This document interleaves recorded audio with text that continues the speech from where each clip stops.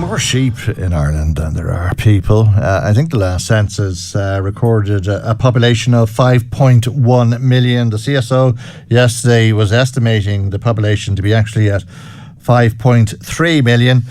Independent Senator Roland Mullen tells us there's 5.674 million sheep in the country, and he's very worried about them. A very good morning to you, Roland. Thank you indeed for joining us on the programme this morning. You believe they're at risk because of government decisions? Yes, well, this is something that you and I discussed before, Michael.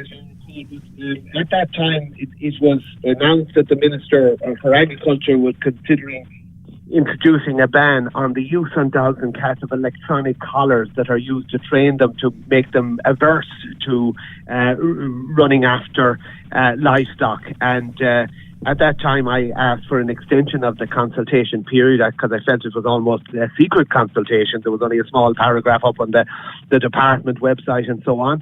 And at that time, I was saying, look, we need to hear from all the stakeholders. Yes, the Minister has an advisory council on companion animal welfare set up in 2021, advising him on this matter. But I said there's a need to hear from farmers, from dog owners, from scientists, and those who could tell us, are these electronic training devices cruel, or are they quite mild? And are they the best hope of controlling animals with a high predatory instinct who are prone to attacking sheep and other livestock? And there's some hideous stuff happening, and the increase and rose from 2022 to 2023 by a considerable degree. It's regularly in the news about what can happen. You asked me about the worrying of livestock, animals being chased.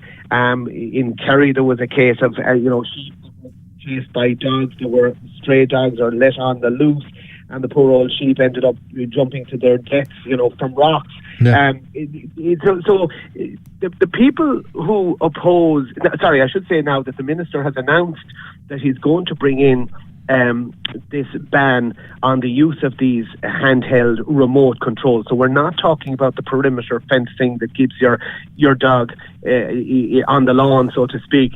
But interestingly, these remote control, the pulse or the stimulus that they emit is similar to what would operate at those. It's a very mild pulse. It's about 5 millijoules. It's a minuscule fraction of what you'd be talking about with your agricultural electric fence.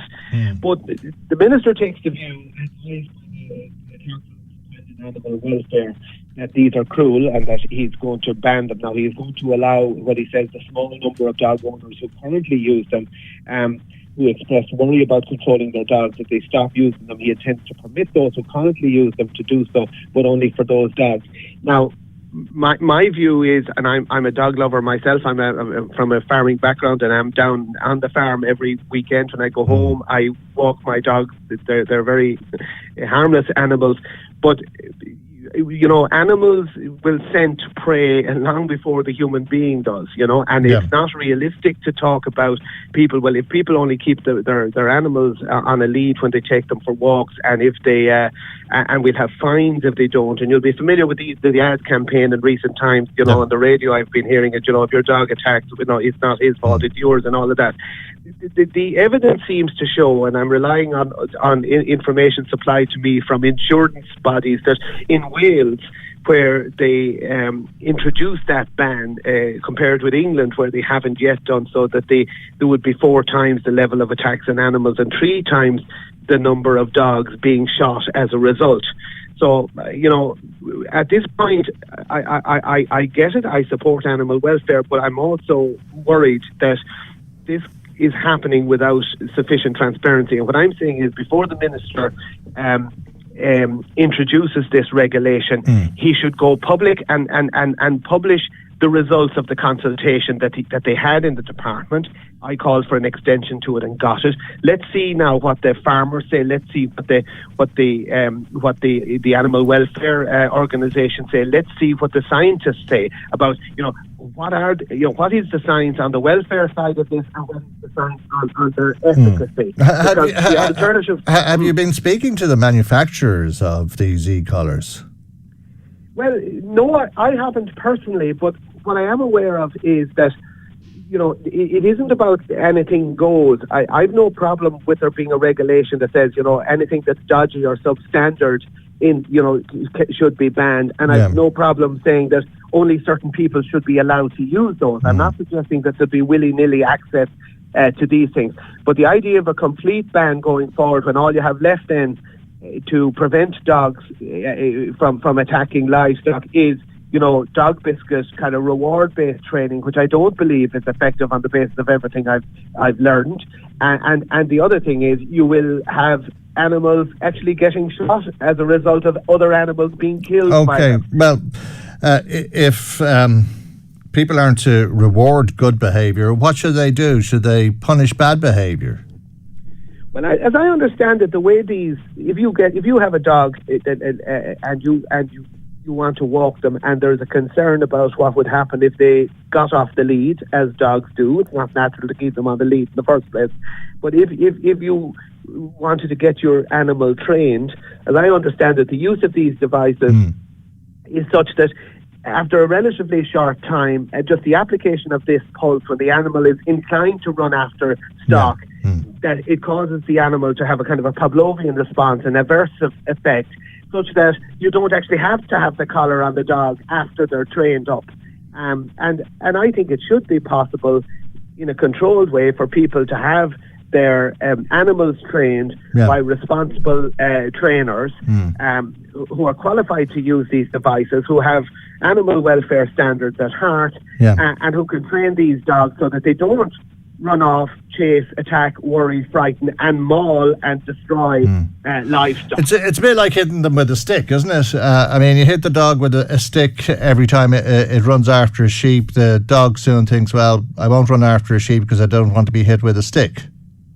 Well, I don't know whether that works, and I don't know if it works either. But it sounds like the theory that you shock the dog, hurt the dog, punish the dog, be cruel to the dog in order to get it to change its behaviour instead of keeping the dog on a lead. I'm not sure I understand what you mean, Ronan. In all honesty, when you say dogs get off the lead frequently, they don't if people are responsible. Well, you see, how responsible are people? Well, first of all, by the way, I don't use the word shock. I'm advised that the pulse that's involved is 5 millijoules. This is the equivalent to what would make a bicycle lamp operate. It is the application of a negative stimulus at a time when the dog is at the training stage, at the time when the dog is inclined to run after livestock. So the dog then associates the negative stimulus with the instinct to rush after livestock, and as a result the dog doesn't. In the same way, by the way, Michael, that if you have these electronic perimeter fences which operate at the same level of charge or pulse, okay, the reason that your dog doesn't go off the lawn anymore is because when they do it the first time, they get the stimulus. Isn't that right? So, but people don't, but the minister isn't proposing to ban that. Though you could argue it is cruel to put a wire around your property in the knowledge that at some point the dog is going to go near it, get a little bit of a negative stimulus, and as a result pretty soon learns not to go off your property. So what's the difference? The only difference is that you have a human in control of the application of that same stimulus at a time of training. But why? It's either all bad or none of it's bad. Why would anybody need that type of control? Why would the dog not be on the lead? If the dog is not on the lead, it is your fault, as the ads say, is it not? Yeah. Well, in Scotland, right, by the way, there's increased penalties as well being brought in. There was a whole consultation by the Department on Animal Control of Animals there about a year ago, right? And I think what we have now is an increase in on-the-spot fines for more serious offences under the Control of Dogs Act from €100 to €300, a 2 million fund established to upgrade local authority shelter facilities, etc. Obviously, there's talk about restrictive breeds and what's going to happen there. But the fact remains, in Scotland, where I think they brought in fines, if I'm not mistaken, of up to 40,000 in certain circumstances, they still have a problem. So The Well, question should we not is, ban do people who okay, are? Should we not ban the people who are the problem from having dogs? Well, I mean, that's certainly an approach. But the question is, how do you identify the people who are the problem? Well, that's but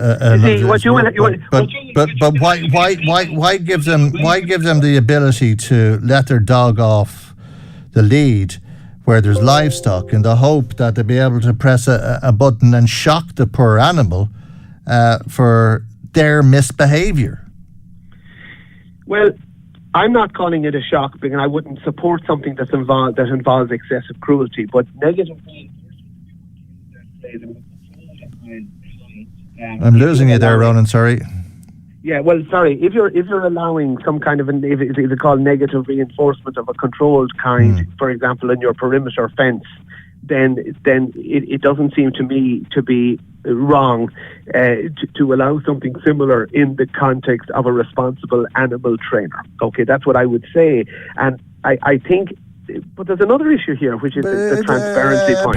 A person lets the dog off the lead in proximity to livestock is not a responsible dog trainer or a responsible dog owner. It's just an irresponsible person. Yeah, I get. I don't disagree with you, but the you deal with the world as you find it, okay? And the world as you find it is there are, well, first of all, there are occasions when animals will get off the lead. You have a person maybe who's not strong enough to restrain their animal, and they shouldn't have the dog. That's fine in the real world, but having a dog is a great consolation. It's a great pleasure. It's a very important thing. It could be very important for a person's mental health. There's any number of issues we can talk about there. I'm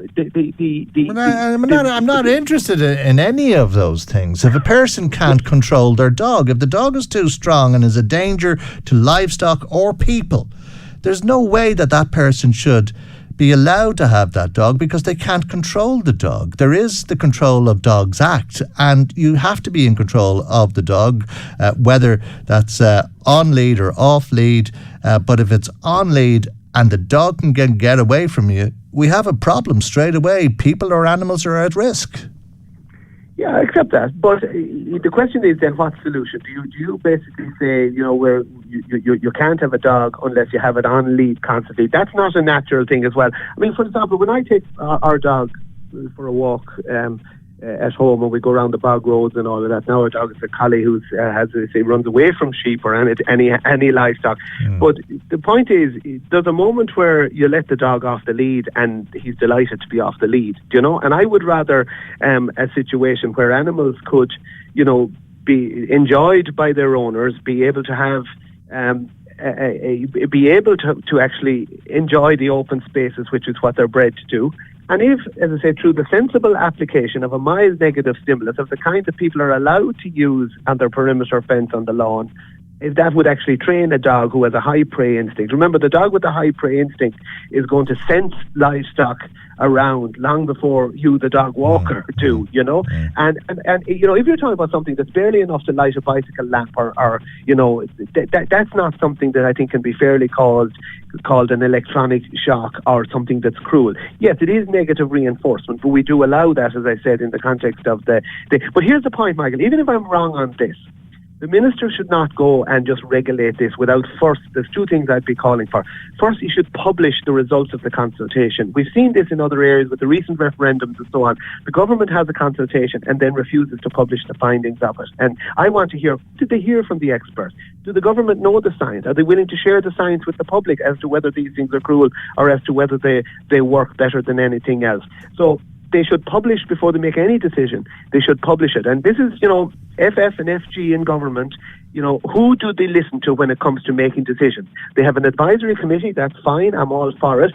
But if you have a public consultation, you should report back to the public on what you've heard before you announce what decision you're going to make. And the second thing that I would say is the Agriculture Committee is in an ideal place, and I've asked the chair of that, Jackie Cahill TD, to have hearings to bring in the stakeholders, the animal welfare groups, the farmers, the dog owner groups, the vets, the scientists who can tell us more.